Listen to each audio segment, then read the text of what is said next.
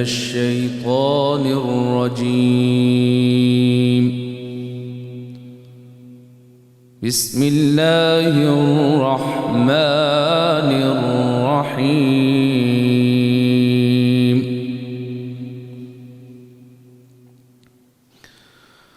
أفحسبتم أنما خلقناكم عبثا وأنكم إلينا لا ترجعون.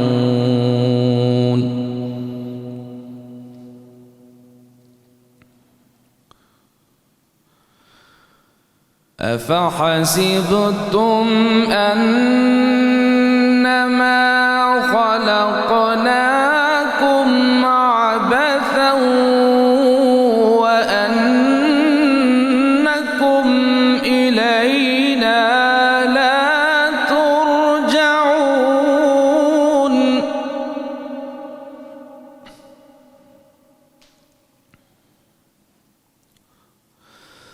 فتعالى الله الملك الحق لا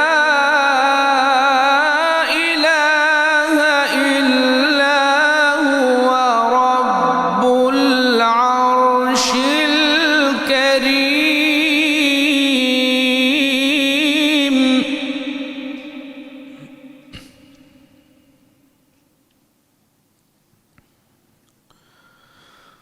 ومن يدع مع الله إلها آخر لا برهان له به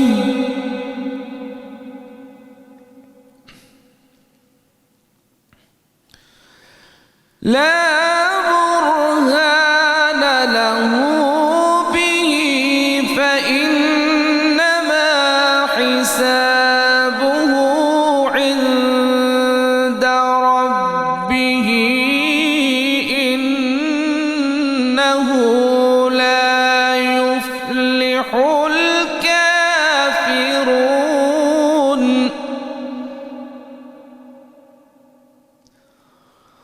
وقل رب اغفر وارحم وأنت خير الراحمين. صدق الله العظيم. اس کو نہ چھو سکے کبھی رنج و بلا کے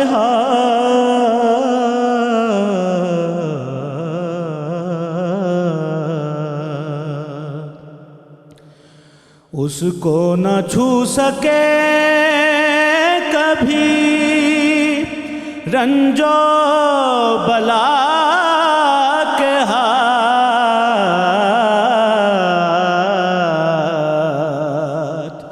اٹھے ہیں جس کے حق میں رسول خدا کے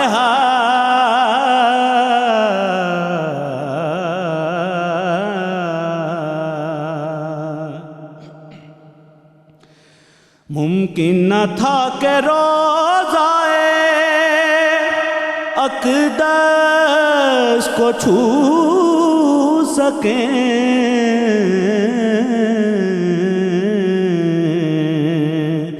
آگے بڑھا دیا ہے نظر کو بنا کے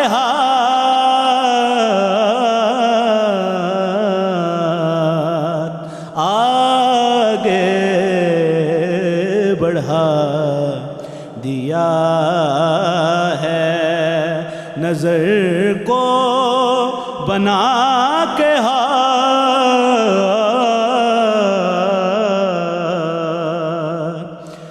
بے حد حد و بے شمار خطائیں صحیح مگر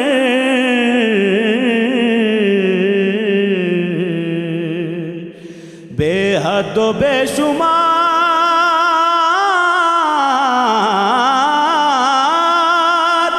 خطائیں صحیح مگر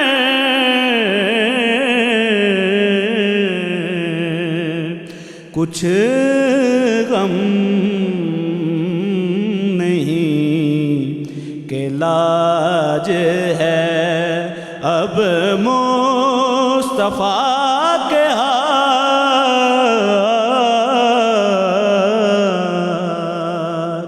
کچھ غم نہیں کہ لاج ہے اب مصطفیٰ کے ہاتھ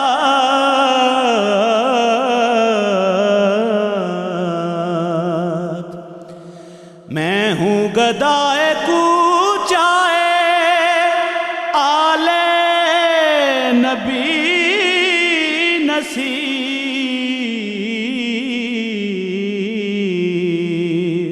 مجھ کو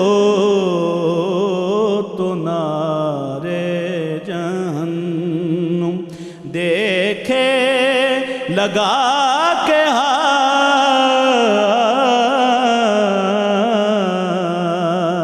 دیکھے تو مجھ کو نارے جہنم لگا کے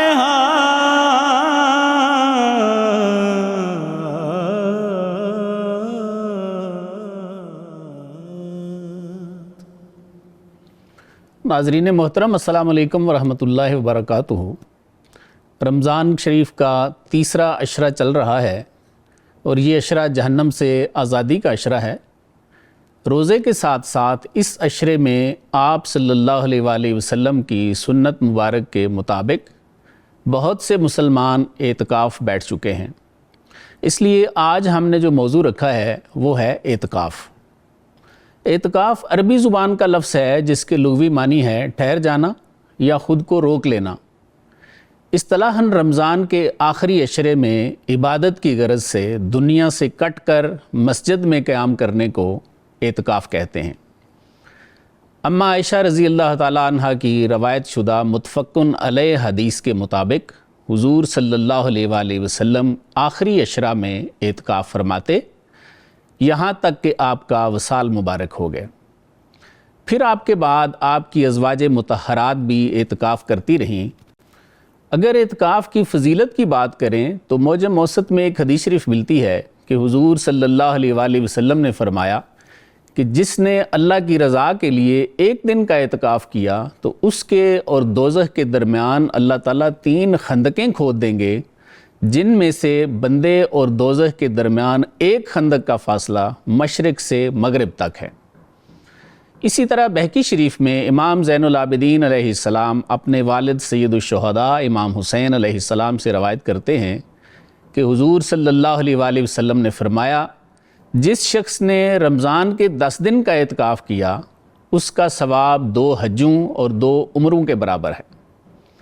ناظرین، اعتکاف بیٹھنے کی کون کون سی شرائط ہیں، پھر اعتکاف بیٹھ کر ہم کیا کیا امور سر انجام دے سکتے ہیں اور کیا کیا چیزیں منع ہیں، اعتکاف کی اقسام کون کون سی ہیں، یہ ساری باتیں جاننے کے لیے مہمانوں سے گفتگو کا آغاز کرتے ہیں۔ میرے آج کے پہلے مہمان ہیں مفتی محبوب الرحمان گولڈوی صاحب اور میرے دوسرے مہمان ہیں مفتی طاہر سلیم نقشبندی صاحب۔ سر خوش آمدید۔ جزاک اللہ۔ گولڈوی صاحب یہ ارشاد فرمائیے کہ اعتکاف کی شرائط کون کون سی ہیں؟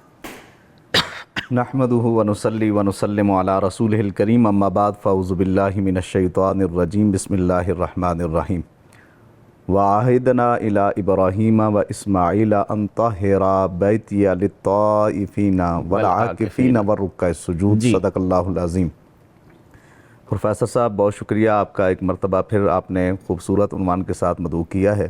اللہ تعالیٰ آپ کو اور آپ کے چینل کو مزید رفعتیں اور عروج عطا فرمائے۔ بہت شکریہ۔ سب سے پہلے میں اس حوالے سے 2-4 باتیں عرض کرنا چاہتا ہوں جی کہ اعتکاف اتنی ہی پرانی عبادت ہے جتنی کی تاریخ انسانیت ہے۔ صحیح۔ حضرت آدم علیہ السلام بیت المعمور میں فرشتوں کے جھرمٹ میں اللہ کی عبادت کیا کرتے تھے، سبحان اور اللہ۔ وہاں تو تھے ہی دنیا سے الگ تھلگ۔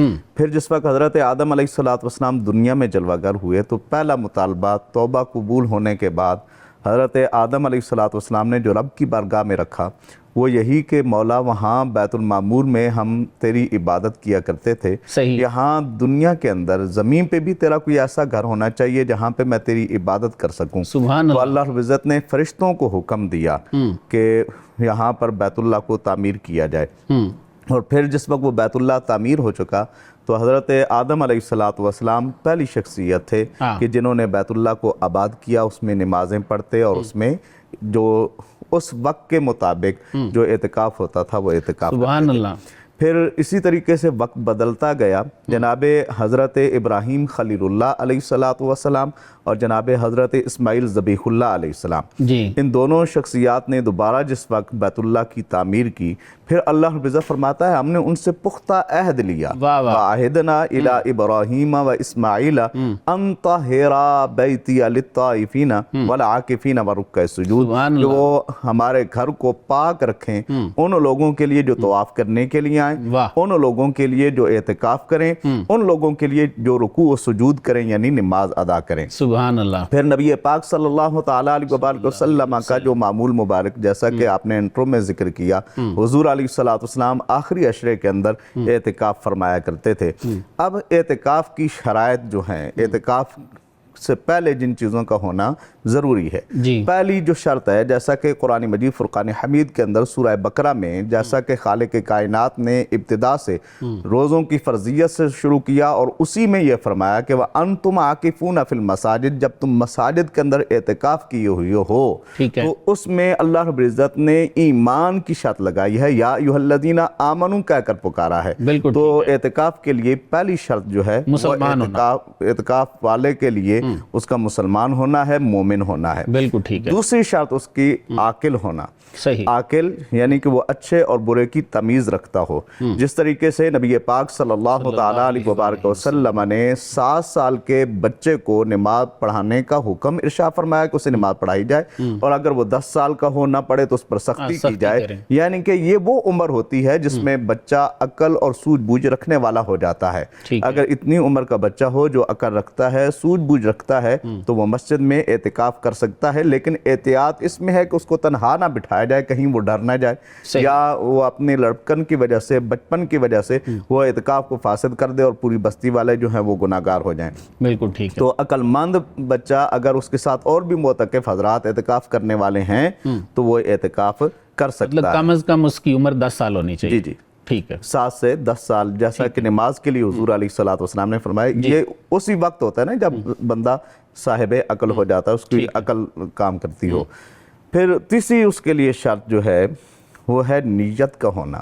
ٹھیک ہے۔ اعتکاف کی نیت ہونی چاہیے۔ اعتکاف کی نیت کے ساتھ مسجد میں یا خواتین اپنے گھر میں وہ جگہیں جہاں پر وہ نماز ادا کرتی ہیں اس جگہ پر نیت کے ساتھ، اگر سنت اعتکاف ہے تو آخری 10 دن کی نیت کی جائے گی، اگر واجب ہے تو جتنے دن کا اعتکاف ہوگا اتنے دن کی نیت کی جائے گی، اور نفل جو ہے جتنی دیر میں آپ بیٹھیں گے مسجد میں، چند لمحوں کے لیے بیٹھیں تو اس میں بھی آپ نیت کریں گے۔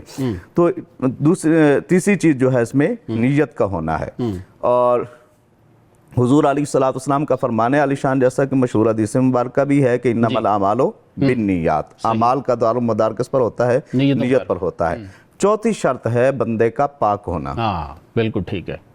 وہ جگہ بھی پاک ہو جہاں پر اعتکاف کر رہے ہیں، ظاہر بات ہے مساجد پاک ہوتی ہیں، گھر میں جو جگہ جو نماز کے لیے مختص کی جاتی ہے وہ پاک ہوتی ہے، تو اسی طریقے سے بندے کا اپنا بھی طہارت بدنی کا ہونا ضروری ہے، بدن بھی پاک ہو اور اس کے کپڑے بھی صاف اور ستھرے ہوں، اور کیونکہ اس نے عبادت کرنی ہے۔ اور 5ویں شرط اس میں جو ہے وہ یہ ہے کہ جب مسجد میں بندہ اعتکاف کرتا ہے تو اعتکاف کرتے ہوئے وہ اپنے، چاہے وہ سنت اعتکاف ہے چاہے واجب اعتکاف ہے، اس کے ساتھ روزے کا ہونا ضروری ہے۔ جی نقشبندی صاحب یہ ارشاد فرمائیے کہ اعتکاف بیٹھنے کا مقصد کیا ہے بیسیکلی؟ جی سر، بسم اللہ الرحمن الرحیم، اللہم صلی علی سیدنا محمد وعلی آل سیدنا محمد وبارک وسلم۔ سر سب سے پہلے آپ کا بہت شکریہ، اللہ سبحانہ و تعالیٰ اس خیر کے کام کو اپنی بارگاہ میں قبول فرمائے۔ آمین۔ جو آپ کا سوال ہے اعتکاف کا مقصد کیا ہے، قرآن عظیم الشان میں اللہ سبحانہ و تعالیٰ نے ارشاد فرمایا لیلۃ القدر خیر من الف شہر۔ صحیح۔ اعتکاف رمضان المبارک کے مبارک مہینے میں نصیب ہوتا ہے بالکل ٹھیک ہے۔ ایک ایمان والے کو، اور ہم سب مسلمان ہیں، شکر الحمدللہ، اور ہم پیارے آقا حضور خاتم النبیین صلی اللہ علیہ وسلم کے امتی ہیں، ٹھیک ہے۔ ہمیں ان کے نقش قدم پر چلتے ہوئے ہر عمل کو کرنا ہوتا ہے۔ اس میں سے ایک عظیم الشان عمل اعتکاف ہے، جیسے حضرت مفتی صاحب نے آپ نے بات کی۔ تو اعتکاف کا مقصد رمضان المبارک کے آخری عشرے میں اور طاق راتوں میں لیلۃ القدر کو ڈھونڈنا، واہ، یہ سب سے پہلی بنیادی چیز ہے۔ سبحان اللہ۔ یہ ایک ایسی مقدس رات ہے کہ اگر آپ پورے سال کی راتوں کو لیں، دن کو لیں، میرے خیال میں سب سے افضل قرآن عظیم الشان نے اس رات کو فرمایا ہے۔ بالکل ایسی۔ اور یہ ایسی رات ہے کہ اس میں اللہ سبحانہ و تعالیٰ کی طرف سے ایسی مہربانی ہوتی ایمان والوں پر، جو مسلمان بندہ بندی اس رات میں عبادت کرے گا، جو کہ انسانیت کا مقصد ہے۔ صحیح۔ اعتکاف میں آ کر انسانیت کا مقصد نصیب ہوتا ہے۔ وہ کیا تھا؟ وَمَا خَلَقْتُ الْجِنَّ وَالْإِنسَ إِلَّا لِيَعْبُدُونَ۔ ٹھیک۔ عبادت اصل مقصد تھی۔ تو ہم کمزور لوگ ہیں، ہم سے کمزوری ہو جاتی ہے، عبادات میں کمی کوتاہی ہو جاتی ہے، صحیح۔ تو ہمارے لیے ایک گولڈن آفر کی گئی واہ۔ کہ رمضان المبارک کے مبارک مہینے میں آخری 10 دنوں میں اعتکاف کریں، اور ان 10 دنوں میں 5 راتیں طاق راتیں ہیں، جس میں اگر جاگ کر آپ نے عبادت کر لی تو 1000 مہینوں سے زیادہ راتوں میں عبادت کرنے کا اجر و ثواب، بالکل جو کہ صحیح۔ انسانیت کا مقصد تھا عبادت، بالکل وہ صحیح۔ ایک مسلمان کو نصیب ہو جاتا ہے۔ بالکل صحیح۔ اور دوسری بڑی خاص بات جی۔ کہ اس رات میں جو اعتکاف کے دنوں میں جو مقدس رات نصیب ہوتی ہے، جی۔ اگر کسی کو یہ رات نصیب ہو گئی تو ایک تو عبادت کا اجر و ثواب مل گیا، اور اس میں سب سے بڑی جو انسانیت کی ضرورت ہے وہ ہے مغفرت، بخشش۔ بالکل صحیح۔ ہم میں سے کوئی انسان ایسا نہیں ہے جس کی جو اس ضرورت سے مبرہ ہو۔ بالکل۔ مغفرت اور بخشش، اگر کسی کی مغفرت ہو گئی، بخشش ہو گئی، تو وہ دنیا میں بھی کامیاب، وہ قبر میں بھی کامیاب، وہ آخرت میں بھی کامیاب۔ بالکل صحیح۔ اور جس کو یہ چیز نصیب نہ ہوئی، وہ دنیا میں جتنا اچھا خوبصورت پڑھا لکھا امیر عہدے دار کیوں نہ ہو، وہ ناکام ہوگا۔ کسی کی اگر مغفرت اور بخشش اللہ نہ کرے نہ ہوئی تو جی۔ اس اعتکاف کی برکت سے انسان کی مغفرت ہو جاتی ہے۔ سبحان جو اللہ۔ صحیح، جیسے حضرت مفتی صاحب نے فرمایا، صحیح نیت کے ساتھ، صحیح شرائط کے ساتھ، پراپر سنت کے طریقہ کے مطابق اعتکاف کرے گا تو اس کو لیلۃ القدر نصیب ہوگی۔ سبحان جس کو اللہ۔ لیلۃ القدر نصیب ہوگی اس کے نامہ اعمال میں بہت زیادہ عبادت کا اجر و ثواب لکھا جائے گا، اور اس کی مغفرت اور بخشش ہو جائے گی۔ واہ۔ نفس کی ٹریننگ میں آپ یہ جو اعتکاف ہے اس کو کیسے دیکھتے ہیں؟ سبحان اللہ، بہت خوبصورت سوال ہے۔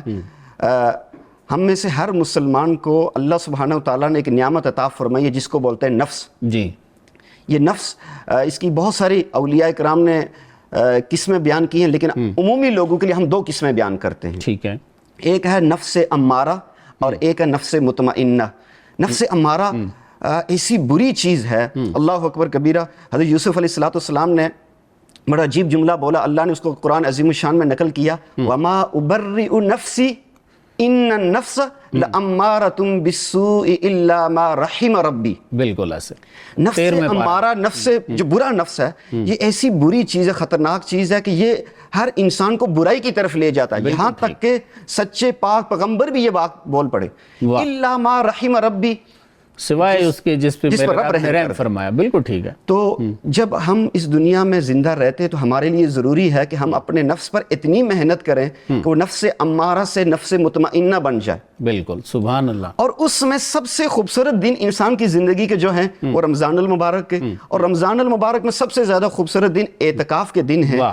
اعتکاف کے دنوں میں جو بندہ یکسوئی کے ساتھ اللہ سبحانہ وتعالیٰ کی عبادت کرے گا اور اللہ سے بار بار مانگے گا اور شب قدر میں بھی عبادت کرے گا، شب قدر میں دعائیں مانگے گا، تو یقینی بات ہے اللہ کی رحمتوں کا نزول ہوگا، اس کا نفس امارہ سے نفس مطمئنہ بن جائے گا۔ پھر اللہ سبحانہ وتعالیٰ کی طرف سے اعلان ہوتا ہے یا ایتھا النفس المطمئنہ واہ واہ، ارجعی الی ربک راضیہ مرضیہ فادخلی فی عبادی وادخلی جنتی۔ سبحان اللہ، سبحان جزاک اللہ، واہ۔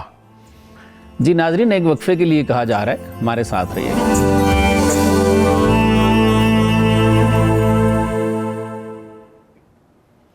جی ناظرین، مہمانوں سے گفتگو کے سلسلے کو آگے بڑھاتے ہیں۔ گولوی صاحب، یہ ارشاد فرمائیے کہ رہبانیت اور اعتکاف میں کیا فرق ہے؟ پروفیسر صاحب، بہت اچھا آپ نے سوال اٹھایا ہے سر۔ اور سب سے پہلے میں رہبانیت کے حوالے سے عرض کروں گا جی کہ رہبانیت جو ہے یہ اپنے آپ کو دنیا سے بالکل کنارہ کش کر لینا ہے، ٹھیک ہے۔ اور یہ یہودیت اور نصرانیت میں پایا جاتا ہے۔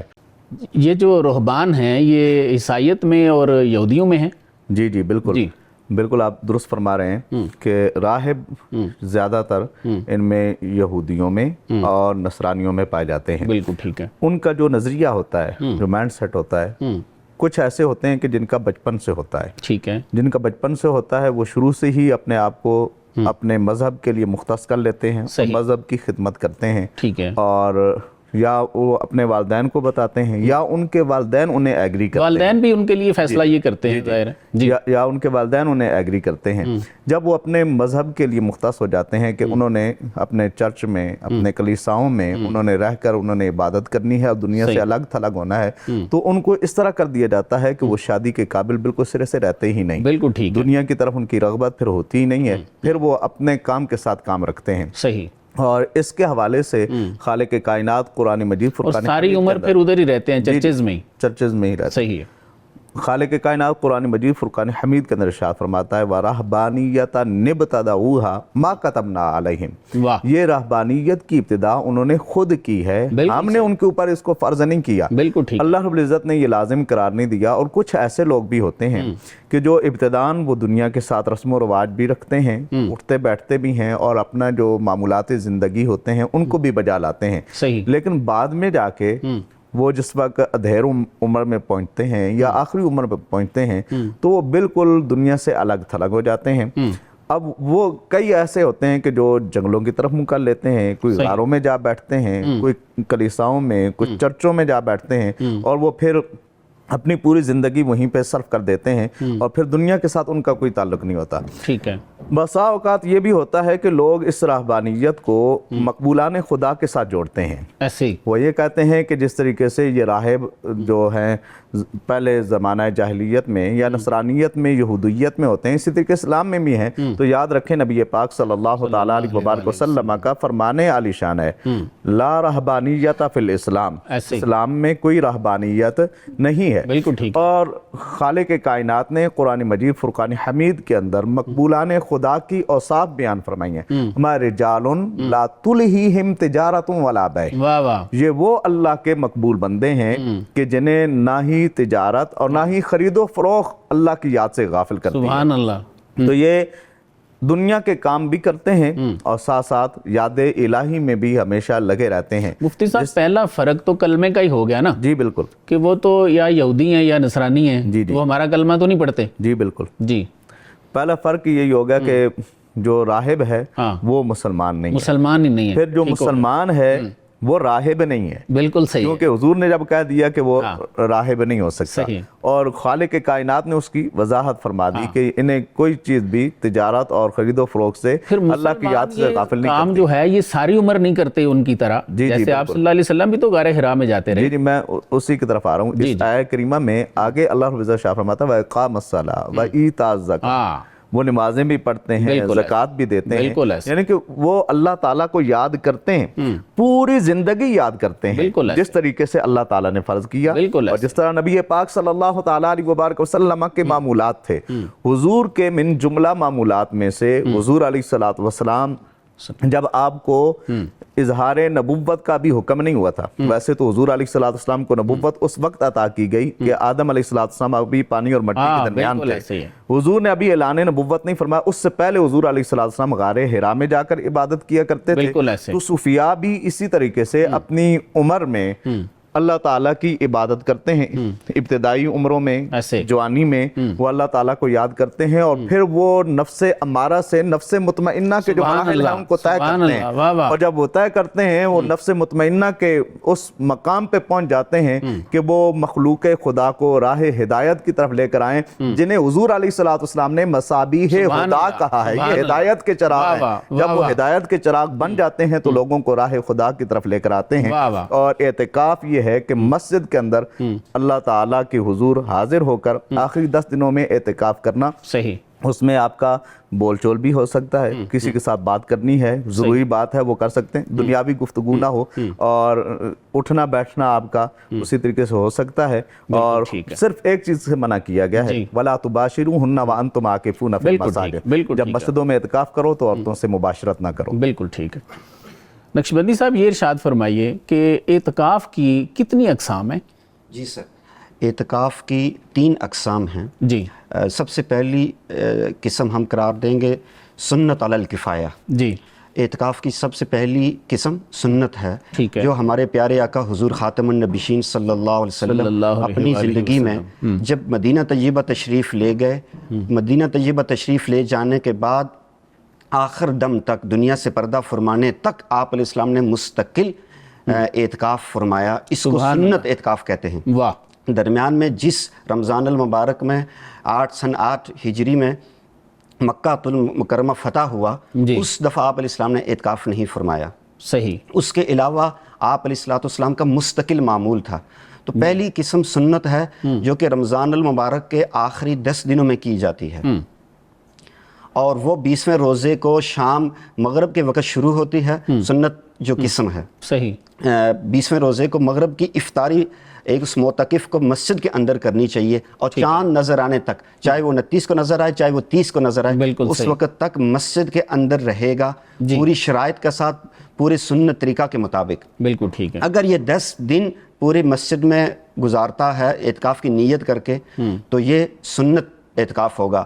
اور یہ مسجد میں، جیسے حضرت مفتی صاحب نے پہلے بھی فرمایا تھا کہ اس سنت کا ادا کرنا محلے والوں پر ضروری ہوتا ہے۔ بالکل ٹھیک ہے۔ اس کو سنت علی الکفایہ کہا جاتا ہے، صحیح ہے، کہ محلے میں کوئی ایک بندہ مسنون ضرور اعتکاف بھی اسی کہتے ہیں، مسنون اعتکاف اسی کو کہتے ہیں، ٹھیک بالکل، ہو گیا، کہ ایک بندہ مسجد میں ضرور اعتکاف کرے، نہیں تو پوری بستی گنہگار ہوگی۔ بالکل ٹھیک ہے۔ یہ سنت اعتکاف کی ایک پہلی قسم ہے۔ جی، دوسری نفل ہے، صحیح، اور نفل اعتکاف وہ جب بھی کوئی بھی مسلمان مرد مسجد میں چلا جائے وہ نیت کر لے، خواتین گھروں میں نیت کر لیں، وہ ایک دن بھی نفل اعتکاف کر سکتے ہیں، وہ 2 دن بھی کر سکتے ہیں، وہ 3 دن بھی، وہ 8-9 دن، بعض لوگوں کو 10 دن کا پورا موقع نہیں ملتا، صحیح، تو حضرات علماء کرام یہ رہنمائی فرماتے ہیں کہ پھر نفل اعتکاف کی طرف جایا جائے، ہر ممکن کوشش کی جائے، ایسی مقدس عبادت ہے، بلکہ یہاں تک فرمایا جاتا ہے کہ زندگی میں کوشش کر کے ایک مرتبہ ضرور اعتکاف کرنا چاہیے، سبحان اللہ، اتنی خوبصورت عبادت ہے۔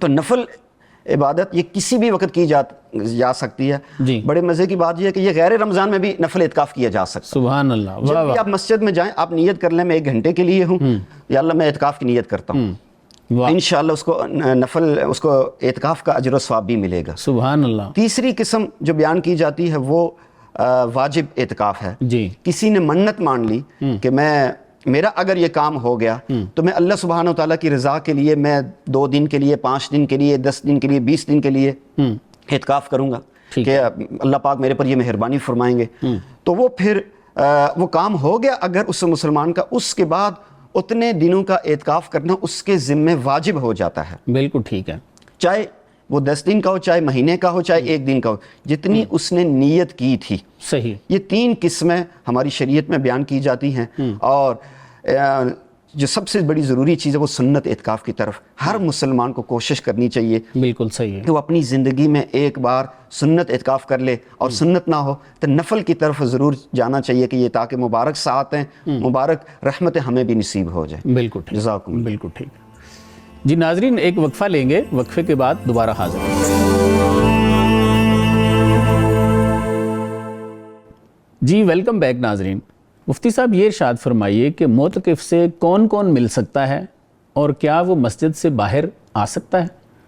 سر جی پروفیسر صاحب، بالکل معتکف سے اس کے اہل خانہ، رشتہ داروں میں سے، دوست احباب میں سے جو ملنا چاہیں وہ مل سکتے ہیں، ٹھیک ہے، لیکن میں یہ عرض کروں گا اس حوالے سے جی کہ مسجد کے اندر بیٹھک نہ بنائی جائے۔ بالکل جس صحیح، طریقے سے عموماً یہ ہوتا ہے کہ دوستوں کے دوست آ رہے ہوتے ہیں، کوئی بوتل لا رہا ہے، کوئی پیزا لا رہا ہے، کوئی چیز لا رہا ہے، کھانے پینے کے لیے گھر والوں کی ڈیوٹی ہے وہ کھانا مہیا کریں، صحیح، لیکن اس کو مسجد کو بیٹھک نہیں بنانا چاہیے، اور اعتکاف کا مطلب بھی یہی ہے کہ دنیا سے کنارہ کش ہو کے بیٹھنا۔ بالکل بالکل صحیح ہے۔ اور مسجد سے باہر نکلنے کے لیے معتکف کے لیے، اگر معتکف ایسی جگہ پہ بیٹھا ہے جی کہ جہاں پہ مسجد کے اندر جو فنائے مسجد میں وضو خانہ وغیرہ بنا ہوتا ہے، واش روم وغیرہ ہوتے ہیں، وہ اگر نہ ہوں تو معتکف مسجد سے باہر نکل کر قضائے حاجت کے لیے جا سکتا ہے۔ ٹھیک ہے، راستے میں آتے جاتے اگر کوئی ملتا ہے وہ سلام کرتا ہے، سلام کا جواب دے، یہ خود بھی سلام میں پہل کر سکتا ہے، صحیح، اور چلتے چلتے اگر کسی مریض کی عادت کرنی ہو تو وہ بھی کر سکتا ہے۔ ٹھیک ہے، پھر وہ آدمی جو غیر جامع مسجد میں معتکف ہے،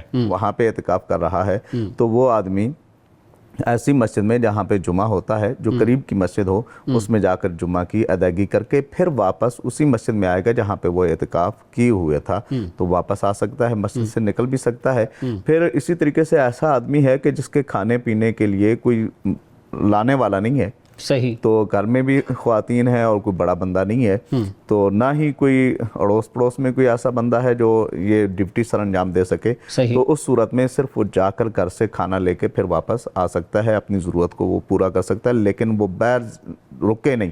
یہ ہے اس کا عذر شرعی کے لیے مسجد سے باہر اچھا اگر وہ اکیلا مرد ہے گھر میں، جی جی تو گھر سے اس کو کوئی کال آ جاتی ہے، آج کل تو ماڈرن دور ہے، ذرا رابطے ہو جاتے ہیں فون پہ، جی جی تو وہ کوئی بازار سے کوئی چھوٹی موٹی چیز کسی دکان سے وہ بھی خرید کے گھر دے سکتا ہے؟ نہیں، دن کے وقت اہل خانہ خود جو ہے وہ خریداری کر سکتے ہیں، ٹھیک تو اسی طریقے سے اگر دن کے وقت اس کی کوئی ضرورت ہے تو وہ کال کر کے ان کو بلا سکتا ہے، اور وہ گھر میں مسجد کے اندر آ کر اس کو وہ چیز جو دینی ہے وہ دے جائیں۔ رات کے وقت میں اگر اسے ضرورت پڑ جاتی ہے کپڑے چینج کرنے کی، تو اس صورت میں اب کوئی لے آنے والا نہیں ہے تو وہ جا کر خود جا کے مطلب انتہائی مجبوری کی حالت میں نکلے، ادروائز وہ وہیں پہ معتکف رہے بغیر عذر شرعی کے اگر ایک لمحے کے لیے بھی کوئی مسجد سے باہر نکلتا ہے تو اس کا اعتکاف ٹوٹ جاتا ہے۔ صحیح، بالکل صحیح، بالکل صحیح۔ نقشبندی صاحب یہ ارشاد فرمائیے کہ معتکف کون کون سے امور سر انجام دے سکتا ہے؟